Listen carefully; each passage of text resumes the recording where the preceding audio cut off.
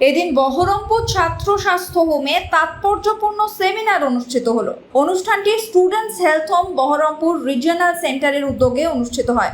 আলোচনার বিষয় ছিল can we control the blood requirement in pre plan surgery. সেমিনারে উপস্থিত ছিলেন বিভিন্ন হাসপাতালের চিকিৎসক, স্বাস্থ্যকর্মী, ছাত্রছাত্রী ও স্থানীয় স্বাস্থ্য সচেতন নাগরিকরা।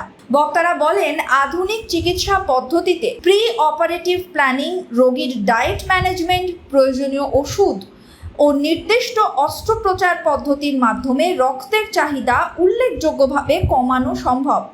এছাড়াও বলেন, প্রত্যেকটি অস্ত্রোপচার শুরু হওয়ার আগেই যদি রক্তের প্রয়োজনীয়তা সম্পর্কে সঠিক পরিকল্পনা করা যায়, তবে অপারেশনের সময় অতিরিক্ত রক্তদানের প্রয়োজন হ্রাস পায়।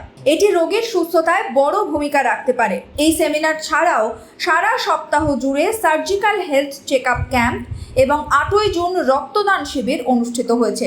ছাত্র স্বাস্থ্য হোম কর্তৃপক্ষ জানিয়েছেন, ভবিষ্যতেও এই ধরনের জনসচেতনতামূলক স্বাস্থ্য আলোচনা ও শিবির তারা নিয়মিত আয়োজন করবেন।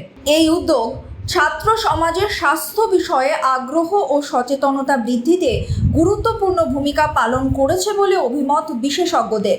Bureau report, sky news Bangla.